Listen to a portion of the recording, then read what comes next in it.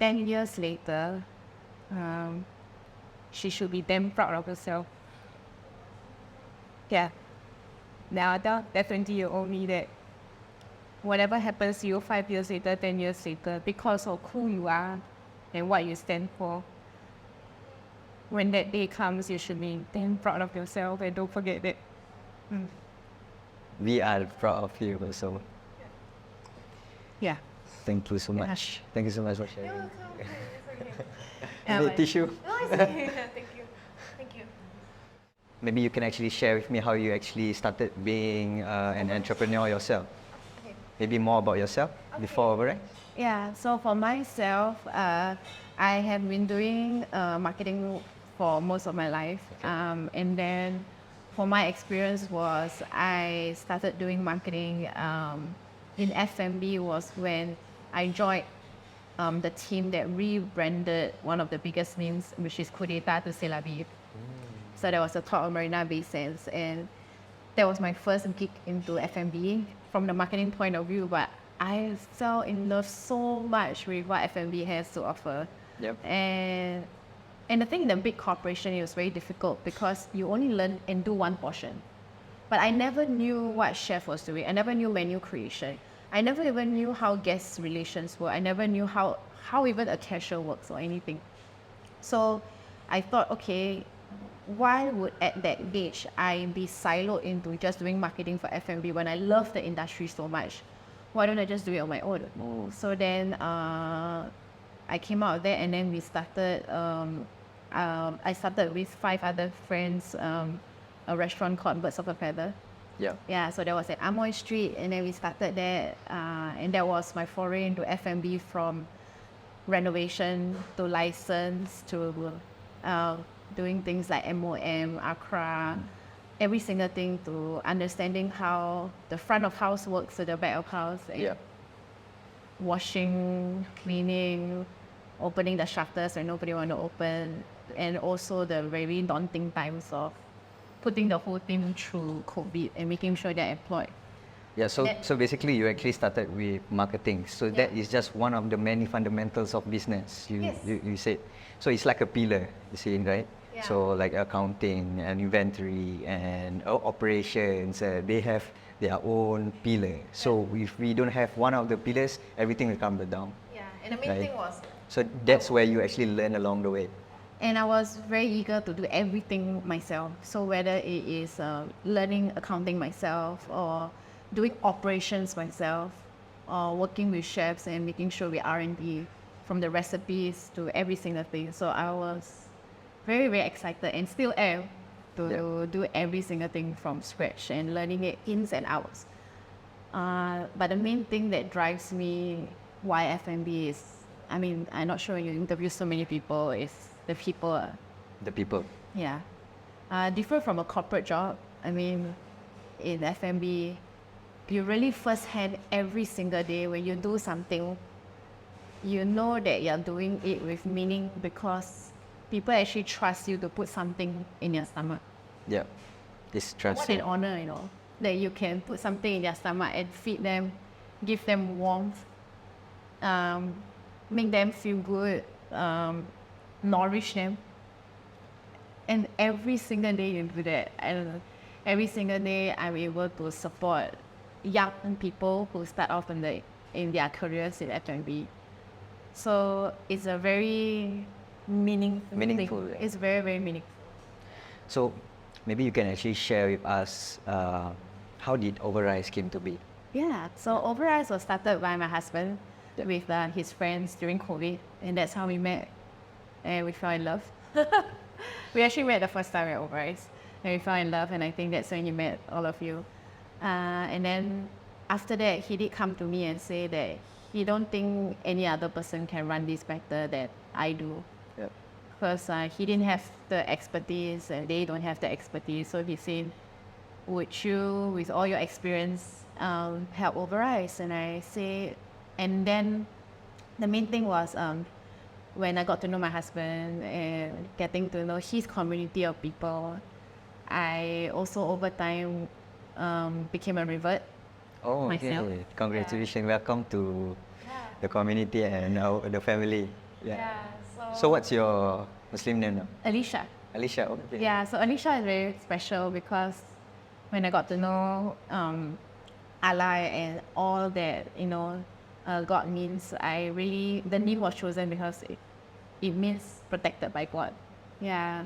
So I felt it's a journey that in my revert, I felt like I am protected by God, and that's why I'm so blessed to get to know Him at this point.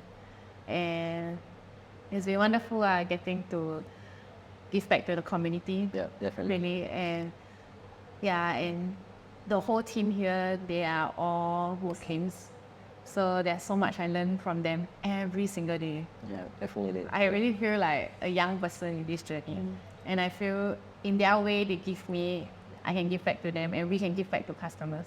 Yeah. So it's not just doing an F&B business. I think we are building a community, a feeling of like love and, knowing that at the end of the day, we are in this journey together and it's something bigger than us. Yeah, definitely. Yeah.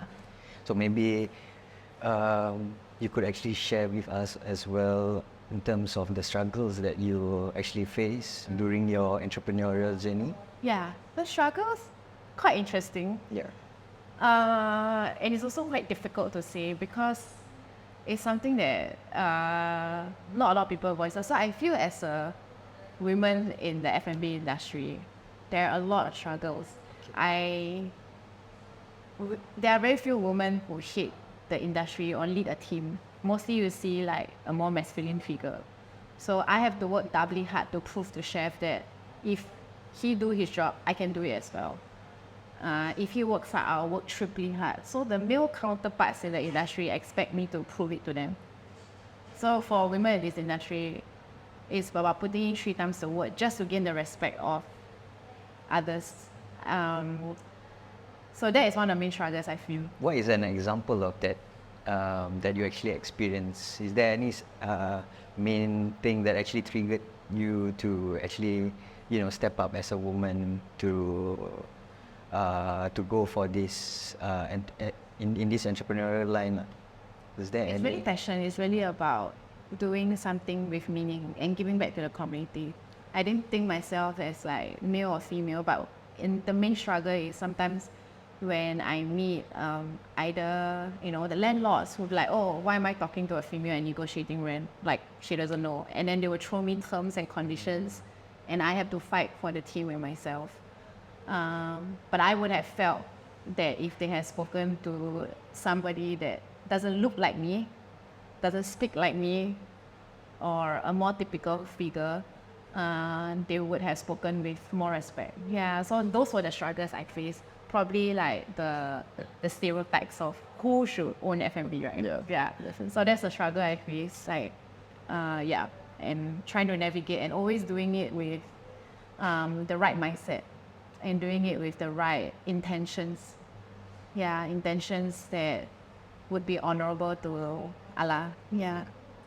So, in terms of like the business aspect, right? Maybe the marketing. I'm sure the marketing shouldn't be an issue because your strength is marketing. So when you actually face other fundamentals of that business, it may be accounting or inventory or operations, manpower, what are the struggles that you actually face? Any of these fundamental business? I think the main thing I face is always, I always go back to the roots or principles. Like if I go eat every day with the the main struggles I face is probably, am I going and approaching this situation with the right mindset, with the right attitude, with the right problem solving skills, with being a right role model. So every day I have to check in myself whether am I a right role model, and then how can I speak to the team? How can I get them to see me approach this situation in that way, and they feel that they can be the same and approach it in the same way that they are proud of themselves. So the main struggle every day is me checking in with myself.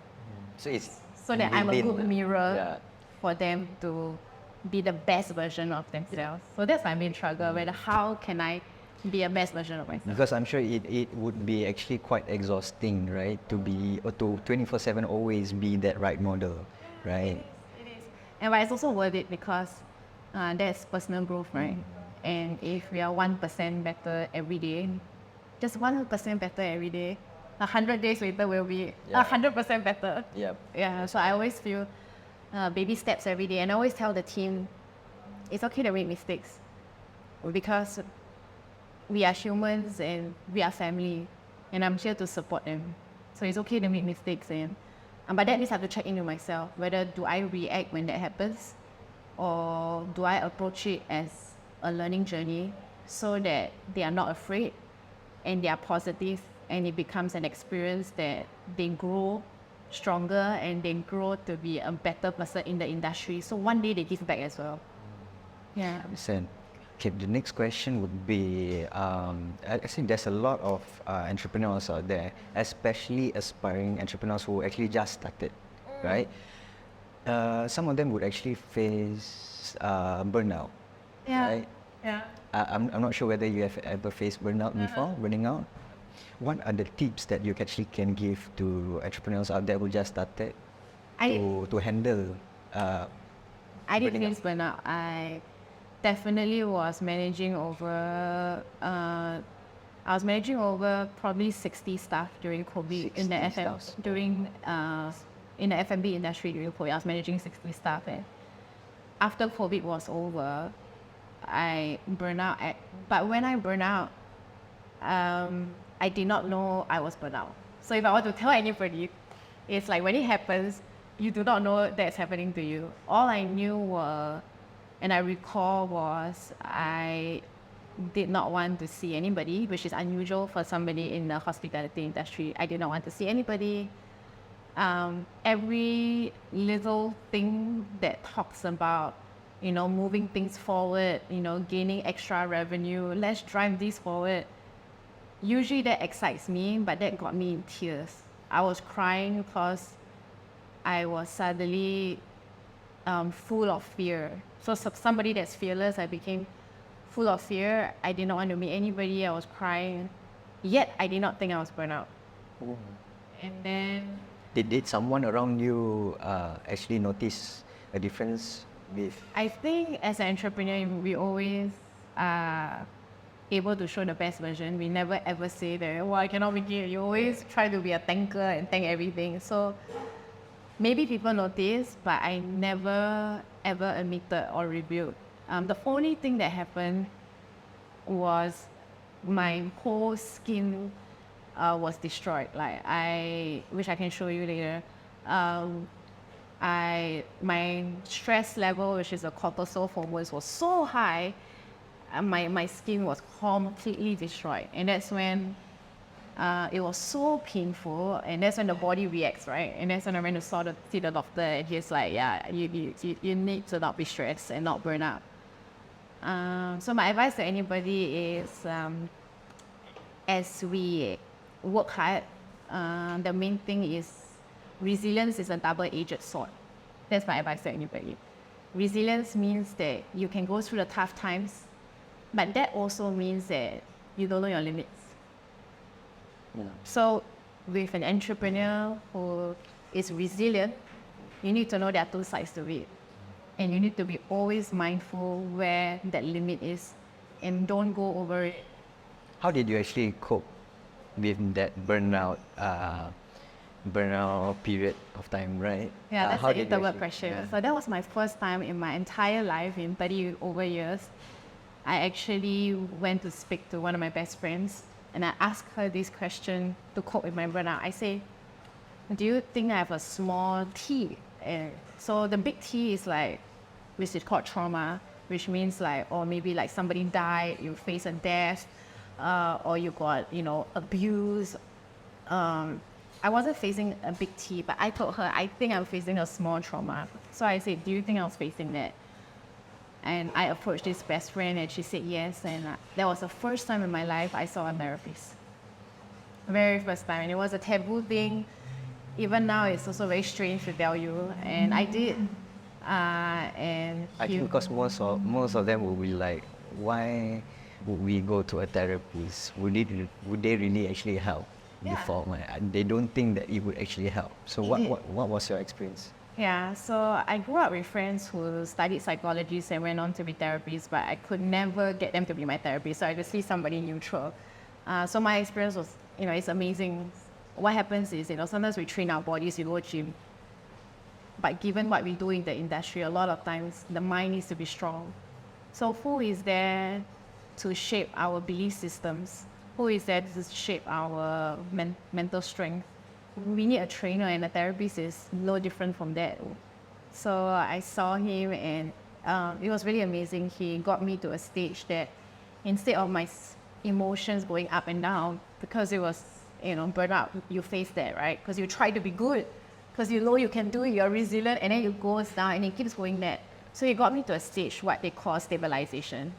So I'm able to handle the day and be stable. And then he will look into what are my belief systems, said, why do some things feel a certain way to me, but actually maybe you shouldn't be this way. So, and so it actually helped you in terms of realization in a way, and stabilization. Stabilization and tools to cope when this happens. Is it something that triggers fear? And fear means we do a lot of things, right? We either cover ourselves, we retreat, or we burn out, right? So I think we address a lot of that. And I told him clearly that when I see you and for that 2 hours, I need to walk out and still face my team.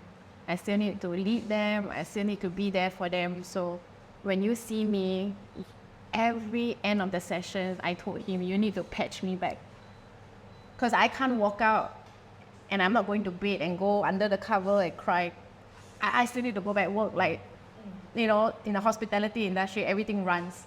It's pretty, it doesn't stop.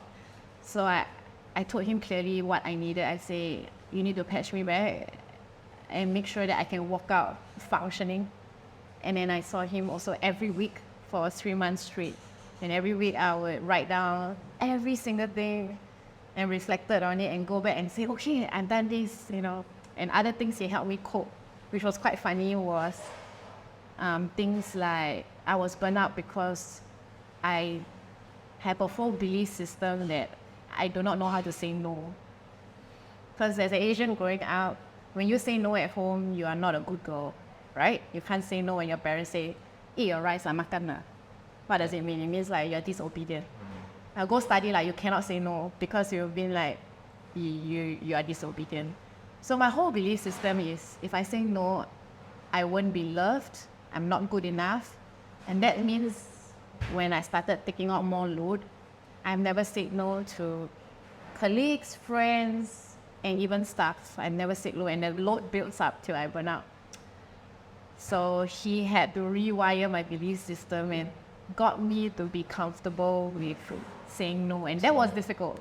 That was difficult, huh? I thought I couldn't breathe when I say no. I thought I was having like anxiety or something, but we coped through that. And so those are skills that a normal friend would be able to help, but if you speak to a professional, they can work through all these and equip you to be a better person so you can cope better with responsibilities and different work. Yeah. So would you actually advise them to actually go meet a therapist if, let's say, they actually realize that they actually have a burning out experience? So what we learn also is you can't bring the horse to the water if it doesn't want to drink the water. So they always say that if someone wants to seek a therapy session, they will. These kind of things can be forced. Yeah. But knowing that it is out there now, even recently, the parliament speeches were talking about, the government is putting more resources in the education system among teachers to show mental support. I think we are moving in a stage of society that this is an important aspect. The world is fast-paced. The world has demands. It is chaotic. It is uncertain. There are a lot of distractions. And that's when we need more mental fortitude and support more than ever in other generations. Yeah, definitely. So Thank you so much for sharing. And it's an intimate thing, but yeah. It's my first time meeting you, but I'm proud of you. Really? I remember that was when I first dated my husband. Then he was my boyfriend, and we were dating, and I told him, hey, like, do you mind if you drive me for like to see my therapist, because I have a session with him, but it's 2 hours. But if you don't mind, could you do that, because I have that every week. Not because I'm crazy, but because I need to be a better person, to be better for everybody else around me. So that was the very start of our relationship, and then he agreed, and that has been something that I thought him is important. Yeah. Definitely. If you could actually share with me, so now you are running Overrice, right? You also open up Siesta, Yes. right? Maybe you can actually share with me more about Siesta. Yeah. Yeah. So Overrice sells Mediterranean rice bowl, pitas, tacos at level 1 of 41 Sultan Gate. Yep. And what happens is in this pre-war shop house, it is long, narrow, but it has 2 levels. So we always had a second level free. And when I was running Overrice, I met a few part-timers that were super outstanding, smart. Actually reminds me of myself when I was younger, to be honest. And they... So you saw potential in there. I did. Yeah, yeah. And then I had a second space that I wanted to run something up there that did not necessarily have to be Overrice. And I thought, hey, as a revert, wanting to give back to the community, what best way to give back than to empower, youth, make sure that they can pursue their dreams. And I'm young as well, right?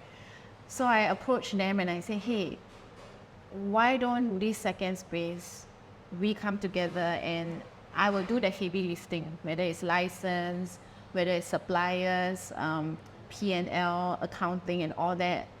And you do what you do best, which is your idea on what a cafe should be, what you want to run, how do you want to market, what are the things that you want to sell, and then let's do it. And then we came up with Siesta because actually it was always a place that the staff always head up to rest. And we thought, in the F&B that's so fast, why don't people hang out in a cafe that they can rest? Oh. Right? It's not going to be formal. They are so fast there, you can rest.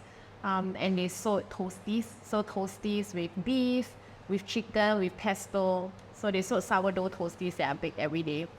So that's what they did. And the main thing was getting them discipline to run a business and also be able to study at the same time. And for them, it is income that they needed given their backgrounds, and it's amazing. Yeah. So Siesta actually started when again? Siesta started last year around September. Around September. Yeah. Yeah, so that's how many months can we? November, December, January, February, 6 months. Yeah, 6 months already. Yeah. Half a year already. Half a year. Yeah. They're doing well. I couldn't be prouder of them. So the kitchen team at Overrice supports them quite a lot. And so it's a really cool team. We have a team at level 1 that runs Overrice, and 2 young girls that run Siesta. It's really like family. Everybody supports one another. Everyone has different strengths. So they put all of that together to run these 2 places. Yeah. So every now single- Siesta is the sister brand for Overrice. Yes, Yeah. it is. So maybe you can actually also share with us what are the plans for both Overrice and Siesta Yeah. moving forward. Yeah, I think for Overrice, we still want to make sure that the food is something that brings warmth to everybody. It's simple. We're going to keep it affordable for everybody. The portions are great. Every single time in the kitchen, we talk about how we want to make the ingredients, the food, something that is good and nourishing for everyone. Yeah, so the way that we cook the rice, the way that the meat is done, the way that all the different ingredients are being thought about is something that we do to our honest ability, that when you have a bowl of rice that tastes so wonderful, a lot of thought and it goes into it. So I think we want to keep it staple and keep it something that people can have it every single day. Yeah. Yeah, for Siesta, It's fun. It supports, all the Generation Z. They support, local filmmakers who are in their youth. Oh, really? They do. Oh, okay, They interesting. support local youths that publish books. Okay. Yeah. Yeah. So I think we want to continue doing that. Yeah. Um, I love that idea. Yeah. yeah. So it's really giving back, and I told them every day that the business can go on, let's do our best for each other and for customers and for the community. Okay, maybe just a last question, right? Like, for someone who actually wants to start a business, right? Yeah. What would you actually advise them? All of these young entrepreneurs. What would you actually? What's the number one advice you actually give to these young entrepreneurs? Values. Everything go back to your values. You need to know what are your personal values, and in these personal values, the company and the business values. A business not based on values, whether it's integrity, honesty, passion. A business not based on values will not see another day. It will just be mundane. We're just doing it for the sake of doing it. Values and in our religion, what Allah teaches us, values are what goes for eternity, and it starts from doing a business. So I think for anyone to start a business, always ask yourself the deep question: what are your personal values? And is these the business values? Once you have that, yeah, I think it's possible to start a business. Thank you so much Really. for sharing. Yeah. Yeah. Amazing. Yeah. It's true. Most business, if you see them close now, if you ask back the root question, I would think it's because the values weren't strong. So whether a business survives the next day or not, once you have the values, anything that happens, like Overrice, next day we go, yeah, we did this in good faith. So you're trying to say the intention is also have to be the right intention. Yes. When running a business. Yeah. Yeah, customers can feel it. Every day, the people that work can feel it. And whatever the future holds, every passing day, you run the business and you start the business with good faith. Yeah. Then you can answer to yourself and to Anna. Yeah, definitely. Okay, wait, last question. If you could actually advise your 20-year-old self, you can go back in time, right? To the young Alicia, young Megan. What would you actually advise or tell her? Yeah, I thought about that day. It's quite an intimate question. I would advise her that, It's been a long journey. it is. I do look back sometimes because I have letters I wrote 10 years later. Then I go actually I should be damn proud of myself. Yeah, no matter what. Because sometimes when you reach a certain stage, and I'm sure for you, you'll be like, oh, I'm not good enough. Yep, we all feel that. Is that belief that it's quite hard to actually, for myself, it is that belief in myself it was hard for me to believe in myself that actually affected everything. Yeah, even though I had, we know we have that skill, we have that strength, but once we have that belief, I'm sure everything else will fall in place. Yeah. Right. Sometimes when you're adulting, you go I should do more. I should push myself a bit more, or I should bring the team, a little further. I should sacrifice more, kind of thing. Then sometimes I look back and go, but I should be damn proud of myself. It's okay. Yeah. Thank you so much for sharing again, and You're welcome. yeah, thank you so much, Megan and Alicia, yeah, for sharing, and it's really inspiring. And thank you so much for the tips and advice. And yeah, check out Overrice and Siesta Story, and click the follow button for more inspiring tales. Thank you.